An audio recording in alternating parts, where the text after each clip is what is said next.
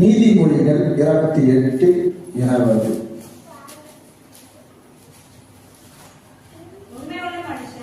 உண்மையுள்ள மனுஷன் பரிபூரண ஆசீர்வாதங்களை பெறுவான். ஐஸ்வர்யவான் ஆகிறதற்கு தீ விதிக்கிறவனோ ஆக்கணிக்கு தப்பான். ரெண்டு மனுஷனை பத்தி பேசுற. ஒன்று தீ விதிக்கிறவன். எதுக்காக? ஐஸ்வர்யன் ஆக வேண்டும் என்று தீவிரமாய் அதுக்காக உழைக்கிறவன், அதுக்காக செயல்படுகிறவன், அதுக்காக ஓடுகிறவன். இரண்டாவது உண்மை உள்ள மனுஷனை பத்தி பேசுற. அப்ப உண்மை உள்ள மனுஷனுக்கு என்ன ஆசீர்வாதம் உண்டு? பரிபூரணமான ஆசீர்வாதம் உண்டு. ஐஸ்வர்யன் ஆக வேண்டும் என்று தீ விதிக்கும் பொழுது அப்பதான் அவன் செய்யலாம். அவங்க போய் அவன் தப்பித்துக் கொள்ளக்கூடாதவளுக்கு சிக்கி கொள்ள.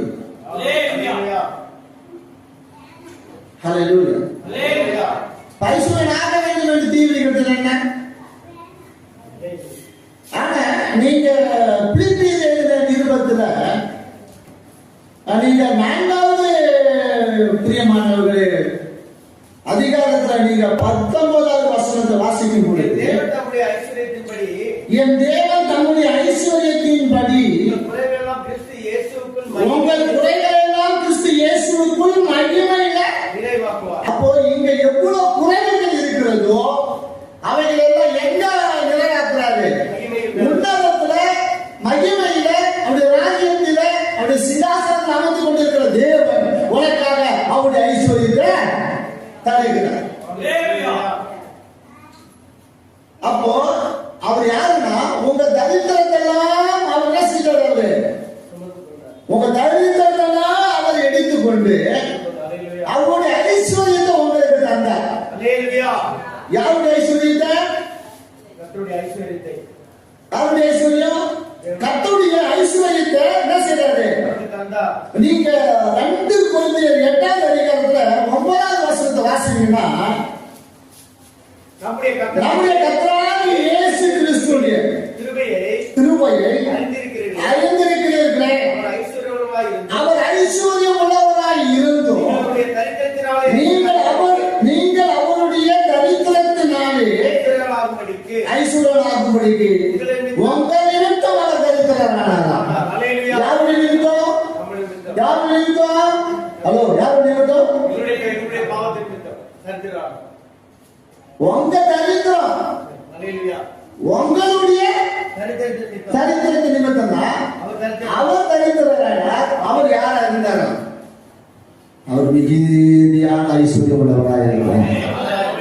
ஐஸ்வர்யம் உள்ள தேவன் தம்முடைய ஜனங்களுக்காக தம்முடைய ஜனங்களுடைய தரித்திரத்தை அவர் எடுத்துக்கொண்டு அந்த தரித்திரத்தை நீக்கி, அந்த தரித்திரத்துடைய குறைவுகளை நீக்கி உங்களை எண்ணியா அவர் ஐஸ்வர்யனாய் மாற்றி. அதுதான் சொல்றாரு, கிறிஸ்து இயேசுவுக்குள்ள அவருடைய ஐஸ்வர்யத்தினால நீங்கள் எல்லாம் குறைவா இருந்ததை நிறைவாக்குறது மகிமை இல்லை.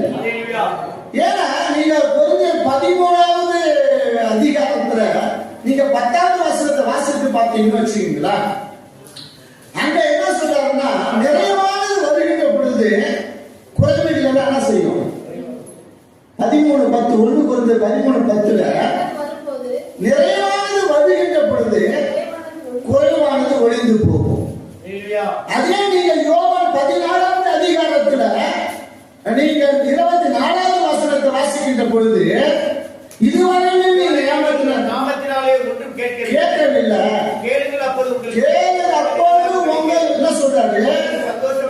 உங்கள் சந்தோஷம் நிறைவாய் இருக்கும்படி பெற்றுக் கொள்ளுவீங்க அப்படின்னு. இப்போ இது எல்லாமே எதை குறிக்கிறது?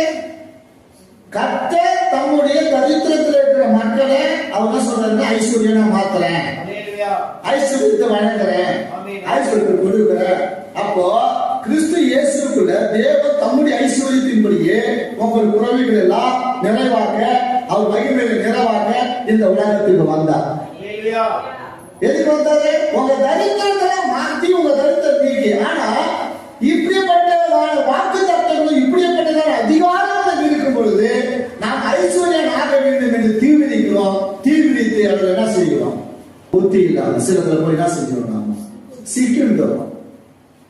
ஹல்லேலூயா. ஏன்னா சிலர் என்ன செய்ய ஐஸ்வர்யம் ஆக வேண்டும் என்று தீ விழித்து விசுவாசத்தை விட்டு என்ன செய்வாங்க, அவங்க வழியை போயிடுவாங்க. விசுவாசம் விட்டு வழியை போயிடுவாங்க. காரணம் தீவிரிக்கும் பொழுது, அப்ப ஆக்கிரமிக்கு தக்க முடியாத நிலை வருகின்ற பொழுது. ஹல்லேலூயா, ஹல்லேலூயா. ஆனா வேதம் என்ன சொல்லப்படுதுன்னா, உண்மை உள்ள மனுஷன் இருக்காங்க, இந்த மனுஷனை கர்த்தர் பரிபூர்ணமான ஆசீர்வாதம் தருவார். நீ கர்த்தருக்கு உண்மையா இரு, சபைக்கு உண்மையா இரு, வேத வாசிக்கிறதுல உண்மையா இரு, ஊழியத்துல உண்மையா இரு, நீ ஜெபம் பண்றதுல உண்மையா ஜெபம் பண்ணு. உன் விசுவாசத்திலே உனக்கு உண்மை இருக்கணும். ஏன்னா விசுவாசத்துல நீங்க அநேக பேர் இல்ல, ஐக்கியத்துல உண்மையா இருக்கணும். இப்படிப்பட்ட தேவ பிள்ளைகள் தான் தேவன் என்ன செய்கிறாரா, பரிபூர்ணமான ஆசீர்வாதத்தினாலே கர்த்தர் ஆசீர்வதிக்கிறார். உண்மை இல்லாத எந்த ஒரு மனிதரையும் கர்த்தர் பரிபூர்ணமான ஆசீர்வாதத்துக்குள்ள நடத்தவே மாட்டார். நாம குறுக்க வழியில என்ன ஐஸ்வர்யம் ஆகிறதுக்கு அதை செஞ்சிடலாமா, எதை செஞ்சிடலாமா, அப்படி பண்ணலாமா, இப்படி பண்ணலாம். அதுதான் சில நாட்கள்ல கூட சொன்ன ஒரு கதையை சொன்ன. ஒரு வீட்டை கட்டி பிரதர்ஷன் பண்ண போய் கடன் இருந்தது, எவ்வளவு கடன் வாங்குறது, 3 லட்சம், அப்பா உன் வீட்டை வித்துடு அப்படின்னு சொன்னது. விற்க முடியுமா?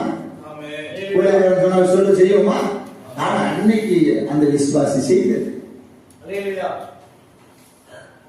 நீ கடன் போட்டு வீட்டை கட்டி கட்டல் கொடுத்தாரு, என்ன கடன் போட்டு கல்யாணம் பண்ணி வச்சுட்டு கல்யாணம் பண்ணிட்டாங்க. விசுவாசம் இல்லையே, அது உண்மை இல்லையே. ஒரு கல்யாணத்தை பண்ணி முடிக்கிறோம்னா ஒரு வேலை நாம என்ன செய்யணும், எல்லாத்தையும் அப்படியே நிறைவாக்கி முடிச்சிடணும். அந்த குறைகளை எல்லாம் மாற்றிடணும். கல்யாணம் வீட்டுக்கு போறாரு, சுவிசேஷம் பட்டாத்தி காட்டுல நீங்க 3வது வருஷத்துக்கு 10வது வருஷத்துக்கு பார்க்கும் போது என்னன்னா, அந்த குறைவு பட்டது, அந்த குறைவை தான் இயேசு கிறிஸ்து நிறைவாக்க போனார். இப்ப கல்யாண வீட்டுக்கு போகும்பொழுது இயேசு கிறிஸ்து வராருன்னா அந்த குறைவு பட்டதுதான் ஆனாங்க, ஆனா அதை நிறைவுபடுத்தினாங்க.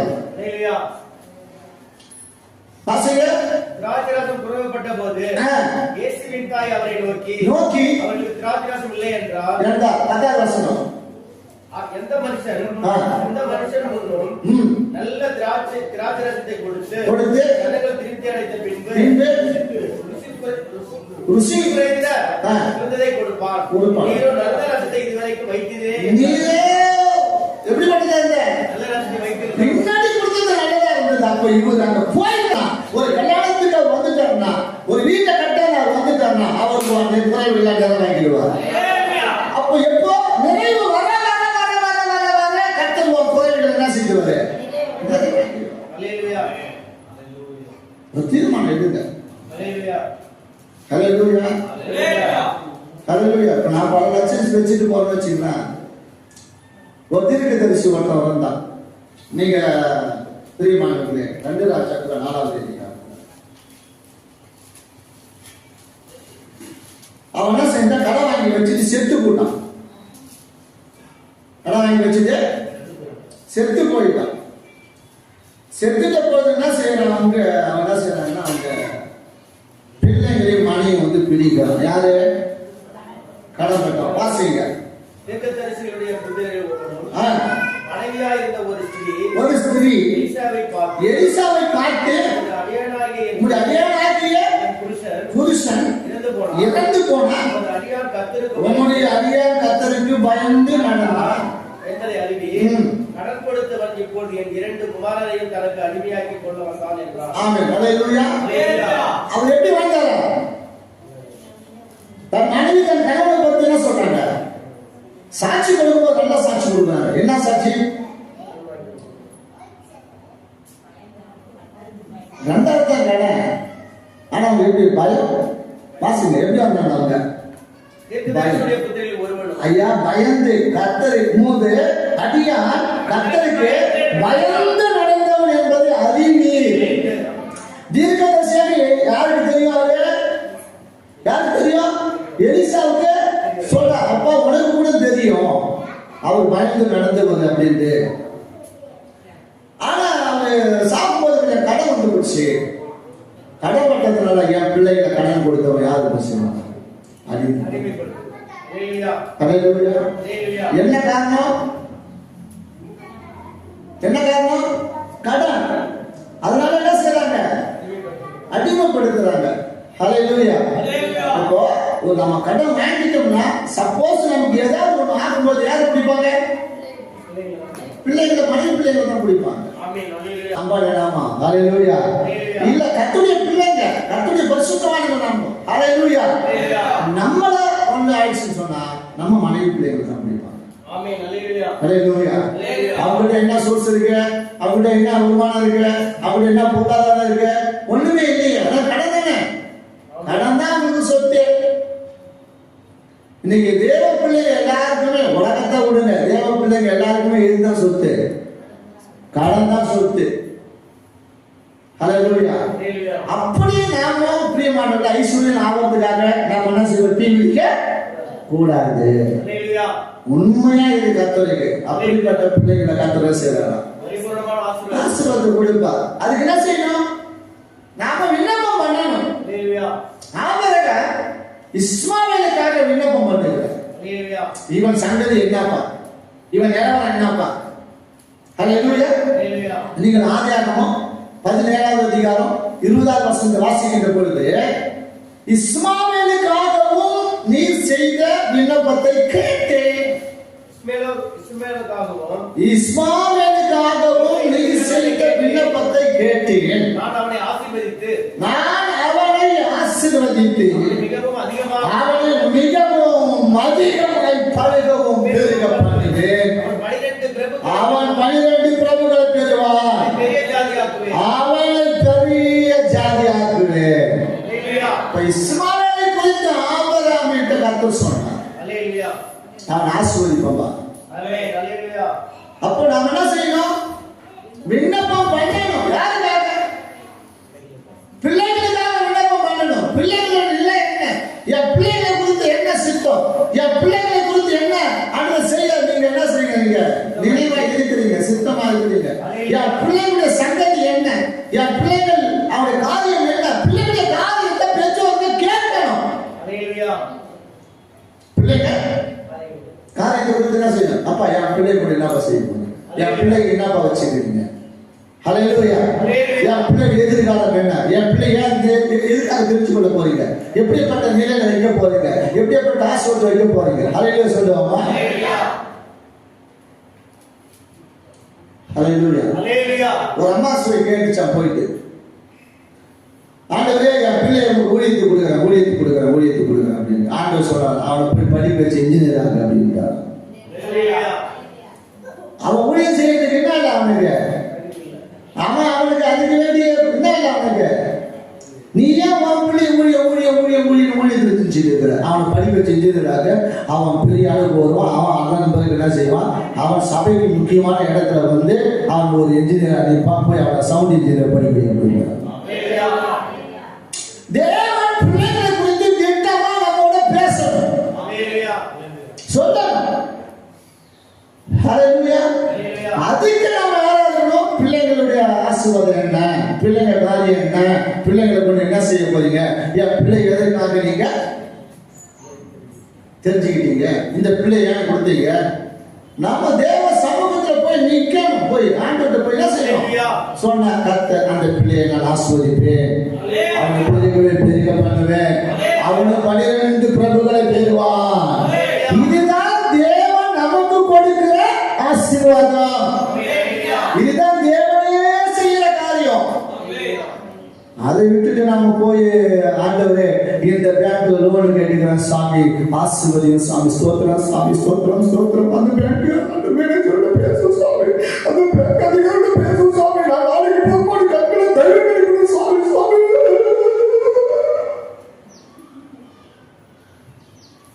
நான் பார்த்தா கண்ணிட தண்ணியா ஊத்தும். நாளைக்கு ஒரு நாளைக்கு வந்து அதை சர்ச்சை பண்ணிட்டு போவேன். இன்னைக்கு அறுவடை அதுக்காக சாமி, அறுவடை சாமி அதுக்காக தான். எதுக்காக? அவன் வந்து சப்தி பண்ணி போறான். அன்னைக்கு அழுவான்.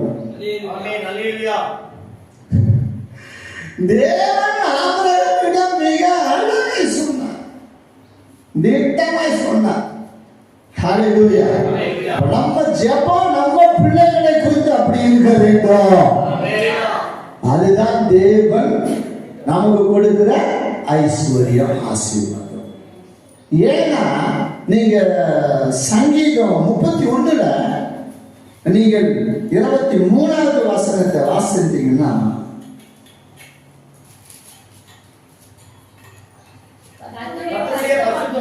கர்த்தருடைய பரிசுத்தவான்களே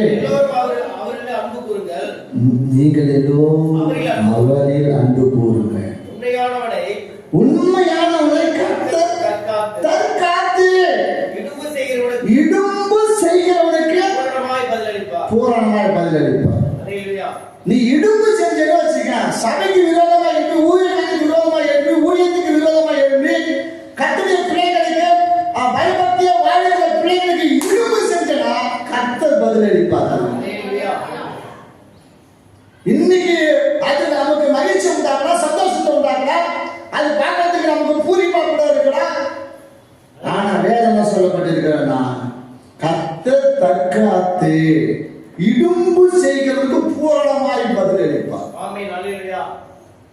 நாம நினைக்கிறோம், என்னப்பா இப்படி எல்லாம் இருக்கிற சாமி, இப்படி எல்லாம் எனக்கு துரோகம் பண்ணிட்டாரு, உன்னவன் நல்லா இருக்கிறானே, அவன் செத்து போகல, அவன் ஒளிஞ்சு போகல, அவன் லாரி அடிச்சு சாப்பிட, அவன் தின்னது ரயில் அடிச்சு சாப்பிட, அவன் கொரோனா வந்து சாப்பிட, இன்னும் நல்லா தான் இருக்கிறான் சாமி அப்படின்னு நீங்க நினைக்கலாம். ஆனா ஆண்டவர் சொல்றாருன்னா, இடும்பு செய்கிறவனுக்கு, உனக்கு இடுக்கன் செய்கிறவனுக்கு, உனக்கு துரோகம் செய்கிறவனுக்கு, உன்னை ஏமாத்துகிறவனுக்கு அவர் பூரணமாக பதிலளிப்பார். அதுக்கு கொஞ்சம் நாம என்ன செய்யணும்? நாம அப்பாட்ட நோக்கி என்ன செஞ்சா இருக்கணும்? ஜெபம் பண்ணிக்கிட்டே இருக்கணும். சோர்ந்து போயிடக்கூடாது. ஒரு விதவை வந்து தேவ அவன் யாருக்கு பயப்படலாம்? மனுஷனுக்கும் பயப்பட மாட்டான், தெய்வத்துக்கு பயப்பட மாட்டான். அப்படிப்பட்ட ஒரு நியாயாதிபதிக்கிட்ட என்னது ஒரு விதவை போய் என்ன கேட்டு வந்தான், ஐயா என் காரியம் இருக்கு, ஒரு நீதி செய், நீதி செய். ஹல்லேலூயா. அதான் சொல்றாரு, அவனால நீ சோர்ந்து போகாம என்ன செய்ய? ஜெபம் பண்ணு. அப்போ ஜெபம் பண்ணி நம்ம சோர்ந்து போயிடும். எதுவுமே நடக்கல சாமி, எதுவுமே நடக்கல சாமி, எதுவுமே இல்லப்பா, வேதனை மேல வேதனை, துக்கத்தின் மேல துக்கம், வறுமை மேல வறுமை, கஷ்டத்தின் மேல கஷ்டம் சாமி அப்படின்னு நாம குழந்தைட்டு இருப்போம். அவரு என்ன சொல்றாருன்னா, சோர்ந்து போகாம என்ன செய்ய? அவர் சொல்ல, நீ சோர்ந்து போகாதப்பா, நீ ஜெபம் பண்ணு, ஜெபம் பண்ணு, ஜெபம் பண்ணு, ஜெபம் பண்ணு, சோர்ந்து போகாத, சோர்ந்து போகாத. ஹல்லேலூயா. அதுதான் அவர் சொல்லிட்டே இருப்பார். அப்படி திட்டம் தீர்மானம் என்ன? என் பிள்ளைகள் சோர்ந்து போக கூடாது, என் பிள்ளை என்ன செஞ்சு இருக்கணும், என் மகன் எப்பொழுதும் என்னை நோக்கி ஜெபம் பண்ணிட்டு சோர்ந்து போக கூடாது. ஏன்னா பிரியமானவர்களே, கர்த்தர் பரிசுத்தவான்களை நீங்க எல்லோரும் கர்த்தருடைய பரிசுத்தவான்கள் நீங்க எல்லோரும் அவருக்கு என்ன செஞ்ச? உண்மையா இரு. ஹல்லேலூயா சொல்லுவோம். உண்மையா இருக்கிற பிள்ளைகளை கர்த்தர் நிச்சயமாய் ஆசீர்வதிப்பார். அவர்கள் ஆசீர்வதிக்காம விட மாட்டார். உண்மை உள்ள பிள்ளைகள் எப்படி இருக்கணும்? சங்கீதம் 24 6 7 வாசிங்க. 4 5 6 வசனம் வாசிங்க. சங்கீதம் 24 கையில் சுத்தம் உள்ளவனும், எங்க இருக்கணும்? முதலாவது கையில் சுத்தம் உள்ளவனும், கையில சுத்தம் உள்ளவனும், இதயத்தில் மாசில்லாதவனுமாய் இருந்து, இதயத்துல மாசில்லாதவனுமாய் இருந்து, தன் ஆத்மாவை மாயைக்கு ஒப்புவிடாமலும் கபடாய் ஆணையிடாமலும் இருக்கிறவனே அவன் கர்த்தரால் ஆசீர்வாதத்தையும் தன் ரட்சிப்பின் தேவனால நீதியும் பெறுவான். இதுவே அவரை தேடி விசாரித்து யாக்கோபு என்னும் சந்ததி கரங்களை தட்டி மகிமைப்படுகிறது. அப்படி யார் சந்ததி? யாக்கோபு சந்ததி. ஏதோ ஒரு சந்ததியில நாம ஒரு சந்ததி. யாக்கோபு 12 புத்திரத்துல நாம ஒரு சந்ததி. ஹல்லேலூயா. விசுவாசிக்கிறீங்களா? அப்ப யாக்கோபுடைய சந்ததி ஆசீர்வதிப்பார், ஆசீர்வதிக்க மாட்டாரா? அப்ப நீங்க நான் யாரா இருக்கணும்? கைகள் என்ன இருக்கணும்? சொத்தா இருக்கணும். இதயத்துல மாசு இல்லாத இருக்கணும். ஆத்மாவா மாயைக்கு ஒப்பு கொடுக்க கூடாது. ஹல்லேலூயா. ஹல்லேலூயா. பார்த்த ஒரு பேச்சு பார்த்தா ஒரு நடிப்பு. ஐயோ சத்தியமா சிஸ்டர் அதை நான் பார்க்கவே இல்லை சிஸ்டர். ஐயோ ஐயா சத்தியமா அதை நான் பார்க்கவே இல்லை பாஸ்டர். ஐயோ அக்கா சத்தியமா நான் என்ன செய்யலாம், நான் பார்க்கவே இல்லை அக்கா. எல்லாம் தெரியும், எல்லாம் தெரியும். ஊழியக்காரங்க நீ எவ்வளவு நடிக்கிற, எவ்வளவு பொய் சொல்ற, எவ்வளவு நக்கல் பண்ற, எவ்வளவு நையாண்டி குத்துற, எவ்வளவு பேசுறேன்னு பின்னாடி எல்லாம் யாருக்கு தெரியும். நான் என்ன செய்ய வச்சுக்கிட்டே போ. எவ்வளவு தூரம் போறேன், ஆடாத ஆட்டம் என்ன, பாடாத பாட்டு என்ன, ஓடாத ஓட்டம் என்ன, நடிக்காத நடிப்பு என்ன, நாடகம் நடிக்காத நடிப்புகள் என்ன, நடிகரையும் மிஞ்சி நாம் நடிக்கும் பரிசுத்தவான்கள்.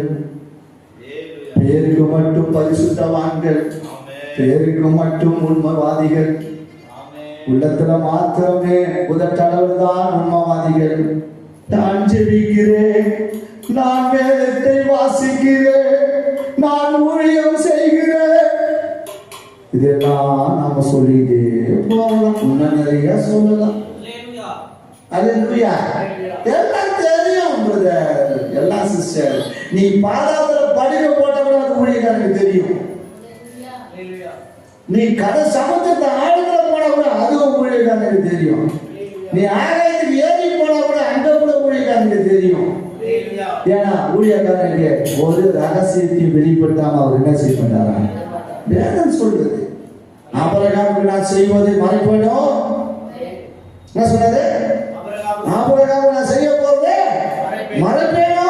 தீர்க்கதரிசி என்பவனுக்கு அவனுக்கு வாக்காள சொப்பனத்திலே அவனுக்கு தரிசனத்திலே சொல்லாத இருப்பேனோ. அதையும் சொல்லுவோம் சிஸ்டர். நாம பார்த்துக்கிட்டு ஒரு அம்மாவுக்கு திருவந்து கொடுத்த பாருங்க, எல்லாரும் கொடுத்துட்டே போனோம். ஒரு அம்மாவுக்கு போனோம், இடுப்பு பிடிச்சிக்கிச்சு. அப்பட்ட கொடுத்தேன், இடுப்பு பிடிச்சி. திருவந்து ரசத்தை கொடுத்தேன், இடுப்பை பிடிச்சிக்கிச்சு. மீதி யாருக்கும் கொடுக்கும்போது இடுப்பை பிடிக்க. அப்பயே பார்த்துட்டேன், சரி இதுதான் முக்கியமான சுச்சி. இங்க தெரியும். ஒரு தடவை எங்க சபையில ஒரு பையன் என்ன செஞ்சுட்டான், அண்ணா கயிறு கட்டி இருந்த அண்ணா கயிறு. உடனே பாசே யார் உள்ள தீட்டால உட்காந்துருக்கிறா திரு தப்பா வாங்கிறதுக்கு வெளியே போட்டு தேர்ச்சி கொடுத்தான்.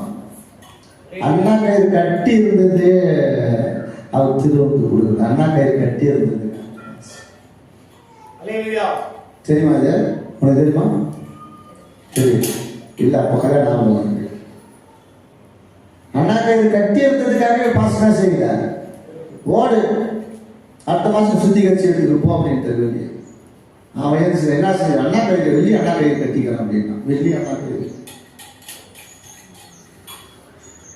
ஹல்லேலூயா. ஊழியக்காரனால கர்த்தர் பேசுவார், காரியத்தை நிலைப்படுத்துவார். ஆகையினால என் அன்பு சகோதரிய சகோதரியே, நம் கைகளில் எப்படிப்பட்டவராக இருக்கணும்? எப்படி இருக்கணும்? கைகள் என்ன செய்யணும்? சுத்தமுள்ளவனாக இருக்க வேண்டும். நம்முடைய இருதயத்துல மாசு இல்லாமல் இருக்கணும். நாம் ஆத்மாவை எதுக்கு ஒப்பு கொடுக்கூடாது? நாளைக்கு ஒப்பு கொடுக்கூடாது. நாளைக்கு ஒப்பு கொடுக்கூடாது. அங்கதான் வாசம் மாயமாய் போயிடும். உன்னை ரட்சித்தவரும், உன்னை அடைத்தவரும், உனக்காய் சிலுவை அடிப்பட்டவரும், உனக்காய் காயங்கள் ஏற்றுக்கொண்டவரும், உனக்காய் ரத்தத்தை சிந்தினவரும், உனக்காக மறித்து உயிரோட வந்தவரும், பாதளத்தை எழுந்து வந்தவரும், கல்லறை விட்டு எழுந்து வந்தவரும், உனக்காய் உலகத்துல என்ன செஞ்சது? மனுஷனாய் இறங்கி மனுஷனோட அவர் பேச வந்தார். மனுஷனோடு தம்மோடு உரையாடார். ஹலோ, மனுஷனோடு என்ன செஞ்சாரு? உன்னத தேவனுடைய குமாரன், உன்னதமான குமாரன் உலகத்துல மனுஷன் மனுஷனோட கட்டி தள்ளி அவனுக்கு பேச ஆரம்பித்தார். அதுதான் அந்த தெய்வத்தினுடைய தன்மை. நீங்கள் நான் யாரா இருக்கணும், அவரை போல அப்படி மாறணும். ஹல்லேலூயா.